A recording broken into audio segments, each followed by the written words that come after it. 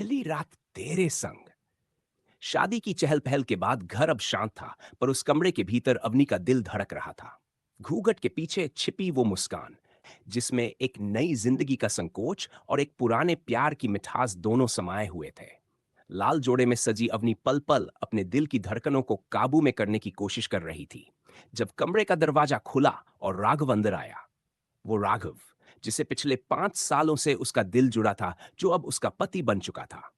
राघव के हाथों में दूध का गिलास नहीं, बल्कि एक छोटा गुलदस्ता था, गेंदा के फूलों से सजा हुआ। अवनी मुस्कुराई। गुलाब नहीं? राघव बोला, गुलाब सब लाते हैं, पर तुम्हारे लिए कुछ अपना चाहिए था। दोनों की आंखें मिली और कमरे में एक हल्की सी गर्माहट भर गई। राघव उसके पास आया और धीरे से उसका हाथ थामा। घबराहट हो रही है? अवनी ने धीमे से सिर हिलाया। थोड़ा। ये सब नया है। हम सालों से साथ हैं, पर आज कुछ अलग सा लग रहा है। राघव ने उसकी हथेली को चूमा और कहा, आज भी हम वही हैं, बस नाम बदल गया है। तुम अब मेरी पत्नी हो और मैं तुम्हारा पति, पर दिल वही है, धड़कन वही है। अवनी की पलकें झुक गई और उस पल में जो सुकून था, वो शब्दों से परे था। राघव ने धीरे से उसके बालों की चोटी खोली। उसकी गर्दन पर कुछ लटें बिखर गई और जब उसने हल्के से उसके कंधे को छुआ, अवनी सिहर गई, पर पीछे नहीं हटी। दोनों चुप थे, मगर दिलों के बीच संवाद जारी था।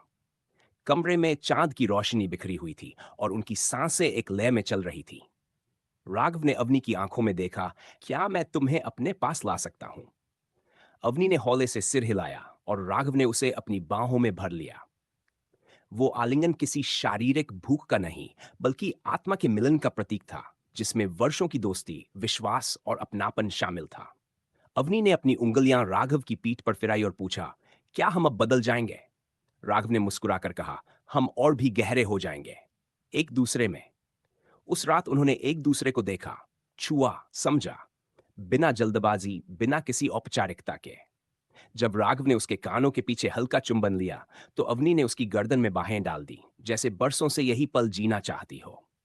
धीरे धीरे कपड़ों की परतें उतरी, पर साथ ही परतें उतरी उनके संकोच, संदेह की, और हर उस झिझक की जो दो दिलों के बीच होती है। हर स्पर्श, हर चुंबन, हर गहरी सांस एक वादा था कि अब कोई दूरी नहीं रहेगी।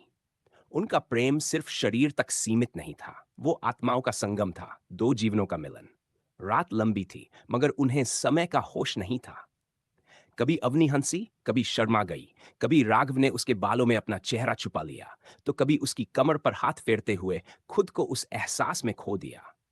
उनके बीच शब्दों की जरूरत नहीं थी, क्योंकि जिस भाषा में वो बात कर रहे थे, वो दिल से दिल तक जाती थी। उस पहली रात में उन्होंने एक दूसरे को पाया, पूरी तरह, बिना डर के, बिना शर्त के। सुहागरात उनके लिए सिर्फ एक रिवाज नहीं थी, बल्कि एक नई दुनिया में कदम रखने का तरीका था। जब थककर अवनी राघव की बाहों में सो गई, तो राघव ने उसके माथे पर आखिरी चुंबन देते हुए फुसफुसाया, तुम सिर्फ मेरी नहीं हो, अब मैं भी सिर्फ तुम्हारा हूं। सुबह की पहली किरण जब कमरे में आई, तब दोनों एक दूसरे की बाहों में सो रहे थे, मुस्कुराते हुए, एक नई शुरुआत के साथ। पहली बार उन्हें लगा कि प्यार अगर सच्चा हो, तो पहली रात सिर्फ एक रात नहीं होती, वो एक जीवन भर का वादा होती है। समाप्त।